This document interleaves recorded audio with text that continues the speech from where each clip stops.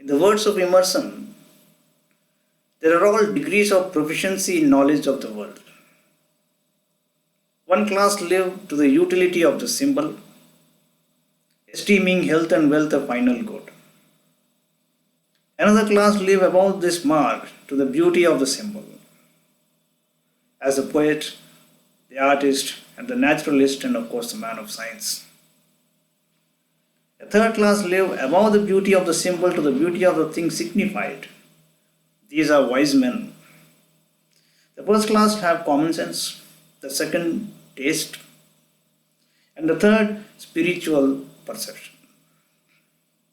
Once in a long time, a man traverses the whole scale and sees and enjoys the symbol solidly.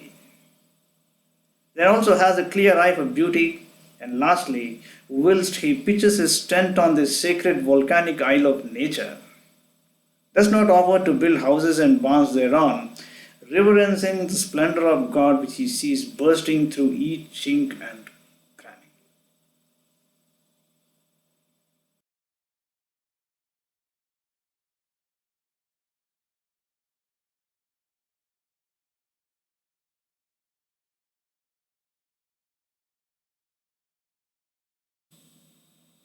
నారాయణం నమస్కృత్య నరం చైవ నరోత్తమం దేవీం సరస్వతీం వ్యాసం తతో జయముదీరయేత్. భారతీలోని మరో అంకానికి స్వాగతం. మనం మహాభారతంలోని ఆది పర్వంలో ఉన్నాం. ఆస్తిక పర్వంలో గరుత్మంతుడు అమృత భాండాన్ని తీసుకొచ్చే ఘట్టం దగ్గర ఉన్నాం.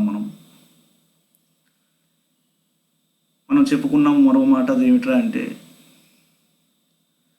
తాబేలు ఆ ఏనుగు ఇరువురు సోదరులు ఆస్తిని పంచుకోవాలి అనుకున్నప్పుడు ఒకరినొకరు శపించుకుని పాపం అలా మారారు. ఒకప్పుడు మహర్షులే వాళ్ళు. ఆఖరికి కశ్యపుడు గరుత్మంతుడికి వాళ్ళిద్దరినీ భోజనం కింద ఏర్పాటు చేశాడు. అంటే ఏమిట్రా అంటే, శాస్త్రాన్ని ఉల్లంఘించడం అవుతుంది ఆస్తి పంపకం అంటే. ధర్మాన్ని ఉల్లంఘించడమే. ఎందుకని చెప్పారు అంటే, జ్యేష్ఠపుత్రుడు తండ్రితో సమానం కాబట్టి ఎప్పుడైతే వాళ్ళు ఆస్తి పంచుకుంటారో ఆ రూల్ ఇంకా వెళ్ళిపోతుంది వెనక్కి. ఎందుకంటే ఎవరి ప్రోగ్రెస్లో వాళ్ళు వెళ్ళిపోతారో అసూయ ద్వేషాలు వచ్చేస్తాయి. దాని ఇండికేషన్ రాబోయే కథ కౌరవ పాండవుల మధ్య జరిగింది కూడా అదే కాబట్టి. అలాంటిది జరిగినప్పుడు ఏమవుతుంది ఫైనల్గా అది చెప్పేశాడు ఇక్కడే. సో ఆ కథని ముందరికి తీసుకువెళ్దాం. సౌతిరువాచ స్పృష్టమాత్రాతు పద్భ్యాం సాగరుడేన బలీయస అవజ్యతరో శాఖా భగ్నాం చైనముధారయత్. ఉగ్రశ్రవుల వారు చెబుతున్నారు, గరుత్మంతుడు ఎప్పుడైతే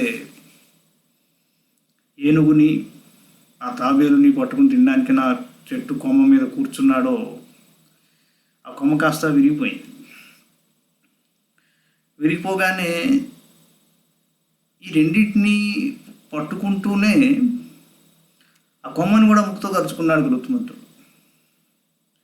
తాం భంక్త్వా సమహాశాఖాం స్మయమానో విలోకయన్నదాత్ర లంబతో పశ్యద్వాలఖిల్యానసో ముఖాన్. ఆ కొమ్మకి వాలఖిల్యులు అనే మహర్షులు చాలా చిన్న సైజులో ఉంటారు, బొటన వేలు కంటే తక్కువ ఉంటారు వాళ్ళు. వాళ్ళందరూ ఆ కొమ్మని పట్టుకుని వేలాడుతున్నారు. వాళ్ళు చూశాడు ఆయన. ఋషయో హ్యత్ర లంబంతే నహన్యామితి తాన్ ఋషీన్ తపోరతాన్ లంబమానాన్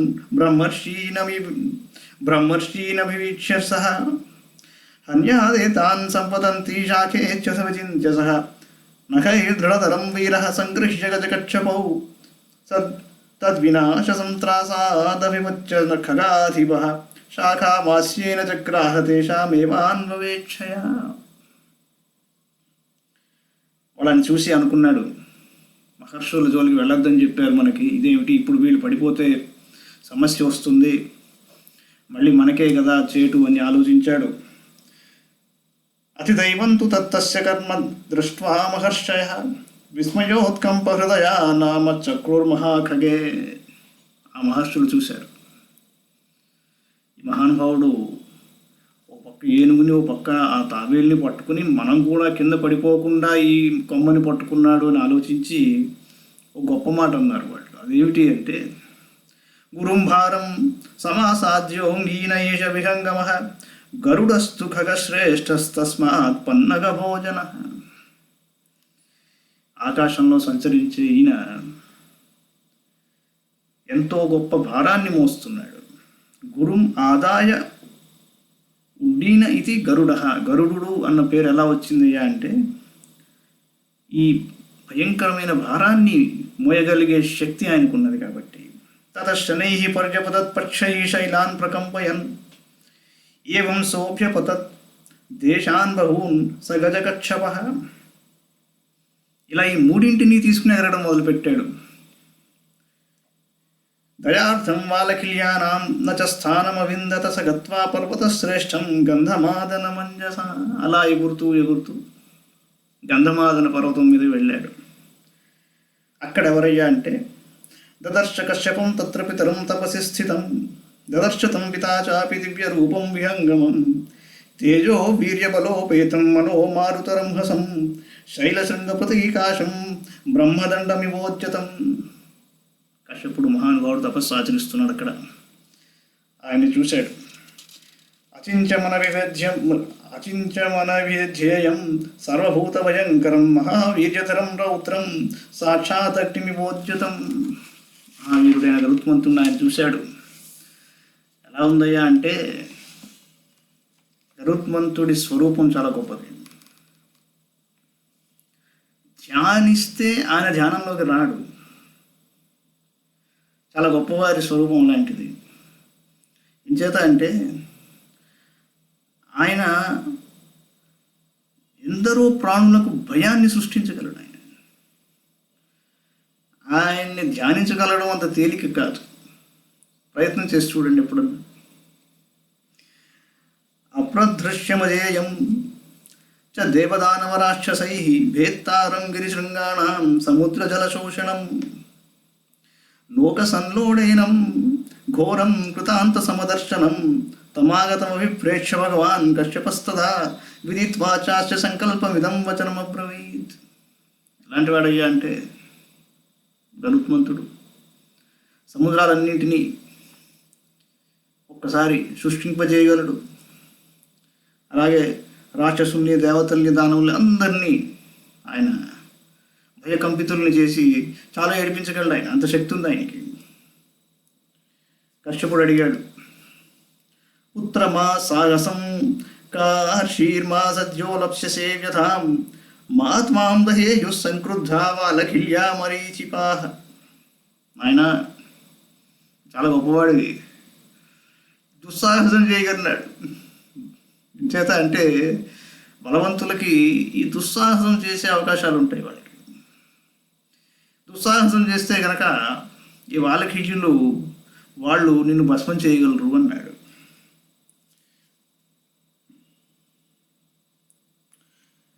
కశ్యపుడు అంటున్నాడు, ప్రజాహితార్థమారంభో గరుడశ్చ తపోధనా చికీర్షతి మహత్కర్మ తదనుజ్ఞాతుమర్హత. వాలకీయులతో చెప్పాడు ఆయన, అయ్యా మహానుభావులారా, మా అబ్బాయి ప్రజాహితం కోసం చేస్తున్నాడు ఈ పనంతా, కోపం తెచ్చుకోకండి వాడి మీద. ఇవ ముక్త భగవత మునయస్తే సమభ్యయు ముక్త్వా శాఖాం గిరిం పుణ్యం హిమవంతం తపోర్థిన. వెంటనే వాలకీయులు అక్కడి నుంచి హిమవత్ పర్వతం వైపు వెళ్ళిపోయారు తపస్సు ఆచరించుకునేందుకు. తతస్తేష్వపయాతేషు పితరం వినతాసుత శాఖా వ్యాక్షిప్త వదన పర్యపృక్షత కశ్యపం. భగవన్ కవిముంచామి తరోః శాఖామిమామహం వర్జితం మానుషైర్దేశమాఖ్యాతు భగవాన్ మమ. గరుత్మంతుడు అడిగాడు కశ్యపుని, ఈ కొమ్మని ఎక్కడ వదిలిపెట్టమంటావు? ఇది ఎక్కడ పడినా అక్కడ సమస్యే, అక్కడనే పగిలిపోతుంది భూమి. తతో నిపురుషం శైలం హిమ సమృద్ధ కందరం అగమ్యం మనసాప్యన్యైస్తస్యా చక్ష్యౌ స కశ్యప. అప్పుడు ఆయన చెప్పాడు, హిమాలయ పర్వతాల్లో ఒక ఒక పర్వతం ఉన్నది, అది నిర్జనంగా ఉంటుంది, ఎవరు ఉండరు అక్కడ, అక్కడ వదిలేసేయి అన్నాడు. అతాంబద్రి పరిణహే క్షతవర్మ పరిణహే క్షతచర్మా మహాతనుం శాఖినో మహతీం శాఖాంయాం ప్రగృహ్యేయో ఖగః స తతశతసాహస్రం యోజనాంతరమాగతః కాళేన నాతి మహతా గరుడ పతగేశ్వరః. 1,00,000 యోజనాల దూరాన్ని లంఘించాడు ఆయన మళ్ళీ. సతం గత్వా క్షణేనైవ పర్వతం వచనాత్ పితుః అముంచన్ మహతీం శాఖాం సస్వనం తత్ర ఖేచరః. పక్షానిలహతశ్చాస్య ప్రాకంపత శైలరాట్ ముమోచ పుష్పవర్షం చ సమాగలితపాదపః శృంగాని చ వ్యశీర్యంత గిరేస్తస్య సమంతతః మణికాంచన చిత్రాని శోభయంతి మహాగిరిం.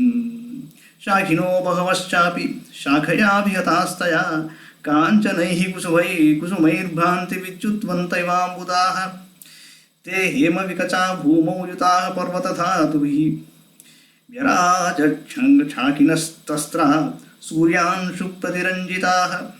తతస్తస్య గిరేః శృంగమాస్థాయ ఖగోత్తమః భక్షయామాస గరుడస్తావుభౌ గజకక్షపౌ.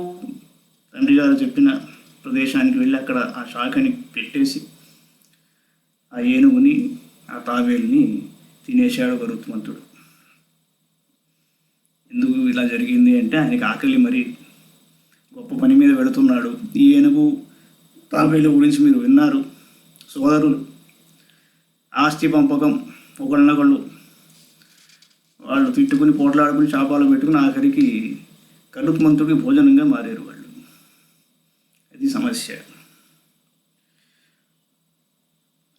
తావుభౌ వక్షయిత్వా తు తార్చకూర్మకుంజరౌ తతః పర్వతకూటాగ్రాదుత్పపాత మహాజవః ప్రావర్తంతాథ దేవానాముత్పాత భయసంసినః ఇంద్రస్య వజ్రం దయితం ప్రజ్వాల భయాత్తతః. సుష్టుగా ఫోన్ చేసి ఇంద్రలోకానికి బయలుదేరాడు గరుత్మంతుడు. అక్కడికి ఆయన వస్తుంటేనే అక్కడ అంతా వణకడం మొదలుపెట్టారు. ఆ శబ్దాలు చాలా భయంకరంగా ఉన్నాయి. అంతేకాదు, ఇంద్రుడి వజ్రాయుధం ఒక మూల పెట్టున్నది, అది వణకడం మొదలుపెట్టింది. ఇది సమస్య.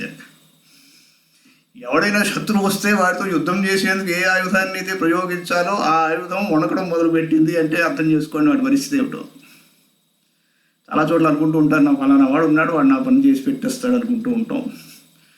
ఆఖరికి సమస్య వచ్చినప్పుడు వాడికి ఫోన్ చేస్తే this number does not exist. అలాగా టైంగా వజ్రాయుధం కూడా వణకడం మొదలుపెట్టి ఇదేమిట్రా బాబు చూశాడు ఇంద్రుడు.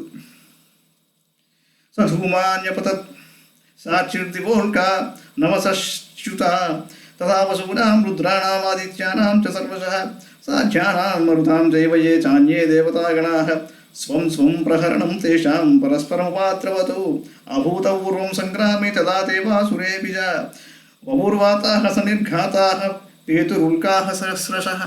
ఒక పిడుగు కాదు, వేలల్లో పిడుగులు పడుతున్నాయి. ఈ దేవతలందరూ వాళ్ళల్లో వాళ్ళు కొట్టుకోవడం మొదలుపెట్టారు. అసలు మనిషి ఇంకా రాలేదు, రాకుండానే అక్కడ భయంకరంగా ఉంది పరిస్థితి. నిరభ్రమేవ చాకాశం ప్రజగర్జ మహాస్వరం దేవానామపి యో దేవస్సోప్యవర్షత శోణితం మమ్లుర్మాల్యాని దేవానాం నేషుస్తేజాంసి చైవహి ఉత్పాత మేఘారౌత్రాశ్చ వవృషహు శోణితం బహు. ముందరేమో ఏ మేఘము లేకుండా ఆకాశం నుంచి రక్తపు వాన కురవడం మొదలుపెట్టింది. ఆ తర్వాత మేఘాలు వచ్చి అవి ఇంకా జోరుగా రక్తపు వర్షం కురిపించడం మొదలుపెట్టాయి. అది అయితే దేవతలందరూ మొహాలన్నీ మాడిపోయాయని చెప్తున్నాడు సింపుల్గా. రజాంసి గూఢాన్యేషాముత్థితాని దర్శయన్ తతస్త్రాస సముద్విగ్నః స దేవైః శతక్రతుః ఉత్పాతాన్ దారుణాన్ పశ్యన్నిత్యువాచ బృహస్పతిం. ఏమర్థం కాల ఇంద్రుడికి. ఇదేమిటిది? వజ్రాయుధం వణకడం మొదలుపెట్టింది. అక్కడే అయిపోయిన సగం పని. ఏం చేయలేక పెద్ద ఆయన బృహస్పతి దేవరాజు గారు దేవగురువు గారి దగ్గరికి వెళ్ళాడు. వెళ్ళాక నమస్కారం అన్నాడు. వీళ్ళు ఏమిట్రా అంటే ఎందుకు వాళ్ళ దగ్గరికి వెళ్తారు, పెద్దవాళ్ళు ఉంటారు పక్కన, వాళ్ళు కాస్త ప్రొఫెషనల్గా ఆలోచిస్తారు, తప్పు ఒప్పులు చెబుతారు, వాళ్ళు ఏం జరగబోతుందో వాళ్ళకి తెలియాలి. అంచేత వాళ్ళని అడగడానికి వెళ్ళి ఆయన్ని నమస్కారం చేసుకుని, కిమర్థం భగవన్ ఘోరా ఉత్పాతాః సహసోత్థితాః నచ శత్రుం ప్రపశ్యామి యుధియో న ప్రదర్శయేత్. శత్రువు కనిపించట్లేదు కానీ ఇవన్నీ జరిగిపోతున్నాయి, ఏమిటిది? దానవులతో యుద్ధం చేసినప్పుడు కూడా ఇలా లేదే అన్నాడు. అప్పుడు బృహస్పతి చెప్పాడు, తవాపరాధాత్ దేవేంద్ర ప్రమాదాంచ శతక్రతో తపసా బాలకిల్యానాం మహర్షీణాం మహాత్మనాం కశ్యపస్య మునేః పుత్రో వినతాయాశ్చ ఖేచరః హర్తుం సోమమభిప్రాప్తో బలవాన్ కామరూపధృక్. 2 మాటలు చెప్పాడు బృహస్పతి, ఎక్కువ చెప్పాలి ఆయన. మొదటి మాట ఏమిట్రా అంటే, అయ్యా గతంలో నువ్వు చేసిన తప్పిదం వలన ఇలా జరుగుతోందన్నాడు ముందర. అంటే దాంట్లో ఇండికేషన్ ఏంటంటే నువ్వు దీన్ని పెద్దగా ఎదుర్కోలేవని చెప్పడం అయిపోయింది ఇండైరెక్ట్గా. రెండోది అసలు ఏం జరగబోతోందో చెప్పాడు. ఏమిటి ఇది అన్నది చెప్పాడు. ఏమిటయ్యా అంటే, గరుత్మంతుడు వచ్చాడు, వాలకిల్య మహర్షులను నువ్వు గతంలో అవమానించావు, అంచేత ఇప్పుడు ఇలా జరుగుతోంది. గరుత్మంతుడు కామరూపం పొందగలడు. ఆయన చాలా గొప్ప వీరుడు, వాడు అమృత భాండాన్ని ఎత్తుకెళ్ళేందుకు వచ్చాడు, వాడు సింపుల్ అన్నాడు. సమర్థో బలినాం శ్రేష్టో హర్తుం సోమం విహంగమః సర్వం సంభావయామ్యస్మిన్ అసాధ్యమపి సాధయేత్. ఎవరయ్యా గరుత్మంతుడు అంటే, ఎవరి వల్ల కాదు అసాధ్యం అని చెప్పి దాన్ని కూడా సాధించి చూపించగలను ఆయన. సౌతిరువాచ శ్రుత్వైతద్వచనం శక్రః ప్రోవాచామృతరక్షిణః మహావీర్యబలః పక్షీ హర్తుం సోమమిహోచ్యతః యుష్మాన్ సంబోధయామ్యేష యథా న స హరేద్బలాత్ అతులం హి బలం తస్య. బృహస్పతిరువాచ తచ్ఛ్రుత్వా విభుధావాక్యం విస్మితా యత్నమాస్థితాః పరివార్యామృతం తస్తుర్వజ్రీచేంద్ర ప్రతాపమాన్ ధారయంతో విచిత్రాణి కాంచనాని మనస్వినః కవచాని మహార్ఘాణి వైడూర్య వికృతాని చ చర్మాణ్యపి చ గాత్రేషు భానుమంతి దృఢాని చ వివిధాని చ శస్త్రాణి ఘోరరూపాణ్యనేకశః శితతీక్ష్ణాగ్రధారాణి సముద్యమ్య సురోత్తమాః విస్ఫులింగజ్వాలాని సధూమాని చ సర్వశః చక్రాణి పరిఘాంశ్చైవ త్రిశూలాని పరశ్వధాన్ శక్తిశ్చ వివిధాస్తీక్ష్ణాః కరవాలాంశ్చ నిర్మలాన్ స్వదేహరూపాణ్యాదాయ గదాశోగ్ర ప్రదర్శనాః. వెంటనే దేవతలందరూ కాస్త ఆయుధాలన్నింటినీ నిలబెట్టి అటు ఇటు కొట్టి చూసి వాటిని పాలిష్ చేసుకుని రకరకాల శూలాలు పట్టిసాలు బల్లేలు అన్నీ తీసుకుని నిలబడ్డారు కథలు. ఎందుకంటే ఈ టూల్స్ అన్నీ వాటిని వాడుతుంటేనే మన మాట వింటాయి. ఒకరోజు బండి స్టార్ట్ చేయడం మానేస్తే అది స్టార్ట్ కాదు. అంచేత ఒకసారి వాటిని చూచుకొని, ఏంట్రా బాబు మళ్ళీ మొదలైంది గోల అని చెప్పి వాళ్ళంతా సిద్ధం అవుతున్నారు. తై శస్త్రైర్భానుమద్భిస్తే దివ్యాభరణభూషితాః భానుమంతఃసురగణాస్తస్థుర్విగత కల్మషాః అనుపమబలవీర్యతేజసోధృతమనసః పరిరక్షణే మృతస్య అసురపురవిదారణాః సురా జ్వలన సమేద్ధవ పుష్ప్రకాశినః. ఇది సమరవరం సురాస్థితాస్తే పరిహసహస్రతైః సమాకులం విగలితమివ చాంబరాంతరం తపనమరీచి వికాశితం బభాసే. ఒక్కసారి అంబరం అంతా శోభిల్లుతోందిట. ఆ కవచాలు, ఆ కిరీటాలు, ఆ ఆయుధాల యొక్క మెరుపుతోటి. ఇది శ్రీ మహాభారతయాది పర్వణి ఆస్తిక పర్వణి సౌపర్ణే 3ోऽధ్యాయః. శౌనక ఉవాచ. ఉగ్రశ్రవుల వారు శౌనక మహామునికి చెబుతుంటే శౌనకుడికి మధ్యలో ఒక సందేహం కలిగింది. కోపరాధో మహేంద్రశ్చ ప్రమాదశ్చ సూతజ తపసా వాలకిల్యానాం సంభూతో గరుడ కథం. బాగా పట్టుకున్నాడు పాయింట్. బృహస్పతి ఏమంటున్నాడు, ఏమయ్యా నువ్వు చేసిన అపరాధం వల్ల ఇలా జరుగుతోందన్నాడు అని చెప్పి నువ్వు ముందరికి వెళ్ళిపోయావు, కానీ అపరాధం ఏమిటో మాకు చెప్పలేదు, కాస్త దాని సంగతి కూడా చెప్పు అన్నాడు. కశ్యపశ్య ద్విజాతేశ్చ కథం వై పక్షిరాట్ సుతః అదృశ్య సర్వభూతానామవధ్యశ్చాభవత్ కథం కథం చ కామచారీ స కామవీర్యశ్చ ఖేచరః ఏతదిచ్ఛామ్యం శ్రోతుం పురాణే యది పఠ్యతే. రుత్మంతుడు కామరూపధారి ఎలా అయ్యాడు? ఆయన ఎవరికి కూడా లొంగనివాడు ఎలా అయ్యాడు? అంత గొప్పవాడు, అంత బలవంతుడు ఎలా వచ్చాడు ఆయన? ఏమిటి కథ ఏమిటి అర్థం కావట్లేదన్నాడు. సౌతిరువాచ విషయోయం పురాణస్య జన్మాం త్వం పరిపృచ్ఛసి శృణు మే వదతః సర్వమేతత్ సంక్షేపతో ద్విజ. సంక్షేపంగా చెప్తాను, అంత విస్తారంగా ఇప్పుడు చెప్పే అవసరం లేదన్నాడు. యశపుత్రకామస్య కశ్యపశ్చ ప్రజాపతేః సాహాయ్యం ఋషయో దేవా గంధర్వాశ్చ దదుః కిల. యజ్ఞం చేయడం మొదలుపెట్టాడు కశ్యపుడు ప్రజాపతి సంతానాన్ని పొందేందుకు. ఆ సమయంలో చాలామంది సహాయం తీసుకున్నాడు ఆయన, దేవతలు, గంధర్వులు, మహర్షులు. తత్రేధ్మానయనే శక్రో నియుక్త కశ్యపేన మునయో వాలఖిల్యాశ్చ ఏ చాన్యే దేవతాగణాః శక్రస్తు వీర్య సదృశమిద్మభారం గిరిప్రభం సమూర్త్యమ్యానయామాస నాతికృచ్ఛ్రాతివ ప్రభుః అథాపశ్యదృశీన్ హ్రస్వానంగుష్ఠోదరవర్ష్మణః పలాశవర్తికామేకాం వహతః సంహతాన్ పథి. సమిధలు ఏరుకురండయ్యా అని చెప్పాడు ఆయన. ఆ ఏరుకొచ్చే కార్యక్రమంలో ఇంద్రుడు పెద్ద మూట సమిధల్ని మోసుకుని వస్తున్నాడు. ఈ వాలకిల్యులు కూడా సమిధలు ఏరుకుని వస్తున్నారు పాపం. కానీ వాళ్ళు ఏంటంటే ఒక చిన్న గుంటలో నీళ్లు ఉంటేనే అదో పెద్ద సముద్రంలాగా పాపం దాన్ని దాటడానికి ఇబ్బంది పడుతుంటే అటుగా వెళుతున్న ఇంద్రుడు వాళ్ళని చూసి నవ్వాడు, వాళ్ళని ఆట పట్టించాడు, అవమానించాడు. ఇది జరిగింది.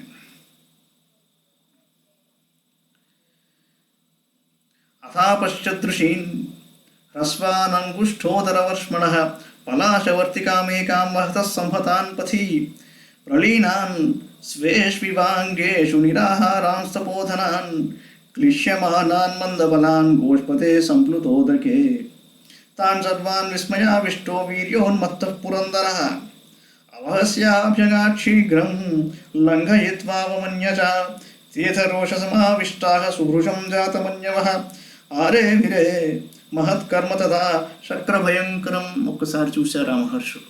అదేం తక్కువ వాళ్ళు కారు, తపస్సంపన్నులు వాళ్ళు. ఇప్పుడు కూడా చిన్నవాళ్ళని, బలహీనుల్ని, ఇలా బలహీనుల్లా కనిపిస్తున్న వాళ్ళని చూసి ఎప్పుడు పరిహాసం చేయకూడదు, చాలా తప్పది. వెంటనే వాళ్ళు ఏం చేశారంటే ఇలా కాదు, వీడి గర్వం ఎక్కువైంది అనుకుని వాళ్ళు ఒక యజ్ఞం మొదలుపెట్టారు. అదేమిటి అంటే జుహుస్తే సుతపసో విధివజ్జాత వేదసం మంత్రైరుచ్చావచైర్విప్రా ఏన కామేన తచ్ఛృణు. దేనికి యజ్ఞం మొదలు పెట్టారయ్యా అంటే కామవీర్య కామగమో దేవరాజ భయప్రద ఇంద్రోన్య సర్వదేవానాం భవేదితి యతవ్రత. ఈ వ్రతం వల్ల, ఈ అనుష్ఠానం వల్ల, ఈ యజ్ఞం వల్ల ఎలాంటి వాడు రావాలి అంటే ఈ ఇంద్రుడికి ధీటైన వాడు, ఇంద్రుడు అంతటి గొప్పవాడు, అంత బలసంపన్నుడు ఉండాలని చెప్పేసి వాళ్ళు మొదలుపెట్టారు. ఇంద్రాక్షతగుణశౌర్యే వీర్యే చైవ మనోజమః తపసో నఫలేనాద్యదారుణ సంభవత్విధి.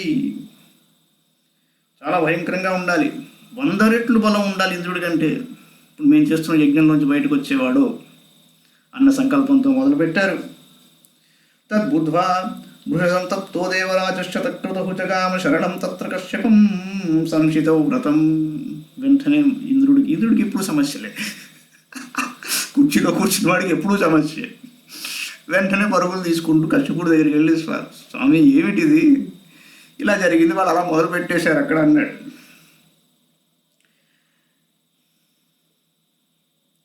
తచ్చుత్వా దేవరాజశ్చ కశ్యపోథ ప్రజాపతి వాలకిల్యానుపాగమ్య కర్మ సిద్ధిమపృచ్ఛత. ఏమిటి వీళ్ళు చేస్తున్న పని అయిపోతుందా, కర్మసిద్ధి జరుగుతుందా అని అడిగాడు. ఏమస్విదితం చాపి ప్రత్యూజు సత్యవాదినః తాన్ కశ్యప ఉవాచేదం సాంత్వపూర్వం ప్రజాపతి. అప్పుడు నిజమే అని చెప్పేసి అలాంటి పరిస్థితి ఉంది ఇక్కడ అని ఒకసారి వాలకిల్యులు కూడా చెప్పేశారు కశ్యపుడితోటి.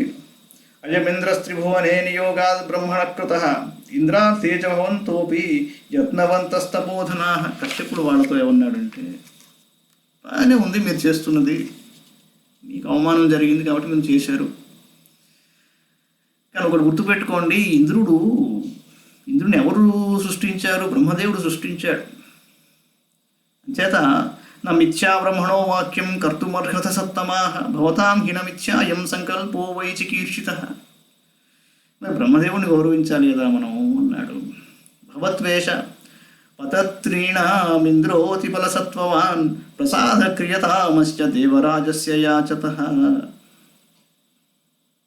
మీరు చేపట్టిన ఈ యజ్ఞం వలన ఇంద్రుడు అంతటి వాడు రావాలి, ఇంద్రుడి కంటే బలవంతుడు రావాలి నిజమే, కానీ వాడు పక్షిరాజు కావాలి, పక్షులకు ఇంద్రుడు అవ్వాలి అని వరం ఇవ్వండి అన్నాడు. ఏవముక్తా కశ్యపేన వాలకిల్యాస్తపోధనా ప్రత్యూచురభి సంపూజ్య మునిశ్రేష్టం ప్రజాపతిం. వాళ్ళు అలాగే అన్నారు. ఇంద్రార్థోయం సమారంభ సర్వేషాం న ప్రజాపతే అపత్యార్థం సమారంభో భవతశ్చాయస్మీప్సితః తదిదం సఫలం కర్మ త్వయైవ ప్రతిగృహ్యతాం తథా చైవం విధస్వాస్త్ర యథా శ్రేయోనుపశ్యసి. నువ్వు చెప్పిన మాట బాగుందన్నారు వాళ్ళు.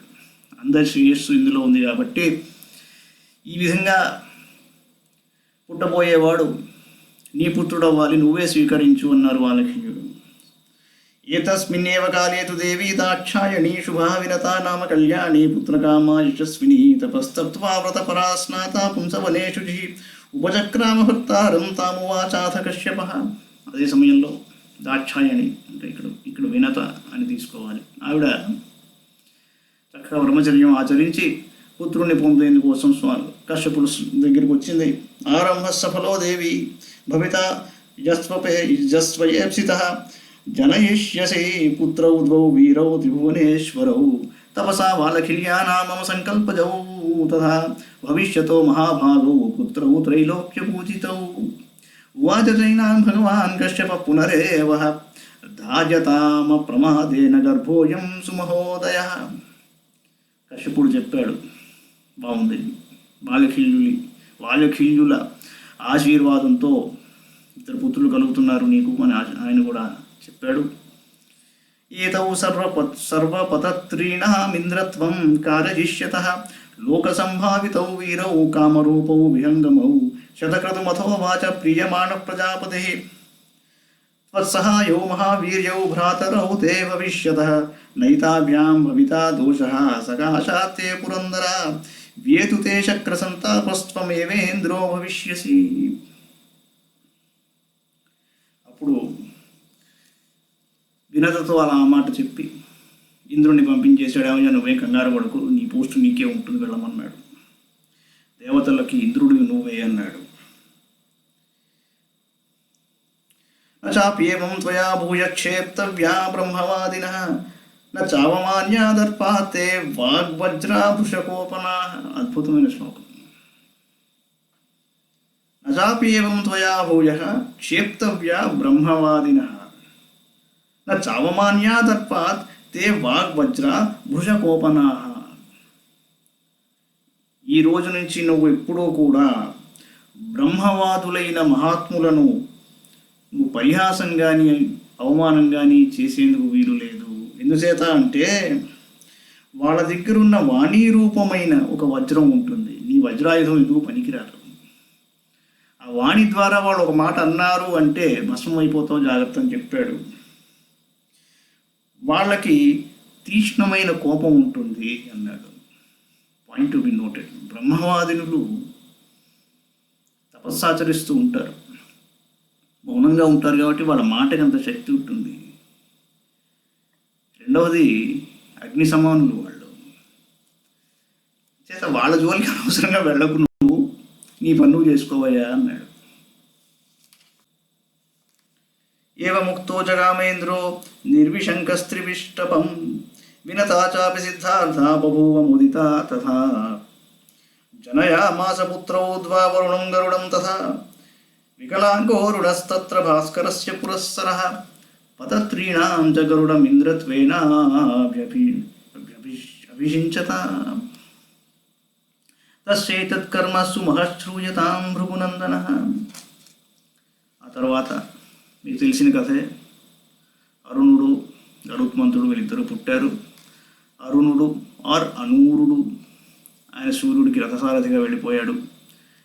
ఈయన గరుత్మంతుడు గొప్పవాడు. ఈయన పక్షిరాజుగా, పక్షులకి ఇంద్రుడుగా ఆయనని అభిషేకం చేశారు. ఇది శ్రీ మహాభారతే ఆదిపర్వణి ఆస్తిక పర్వణి సౌపర్ణే ఏకత్రింశోऽధ్యాయः. మంగళం భగవాన్ విష్ణు మంగళం గరుడధ్వజ మంగళం పుండరీకాక్షో మంగళాయతనో హరి. సర్వం శ్రీకృష్ణార్పణమస్తు.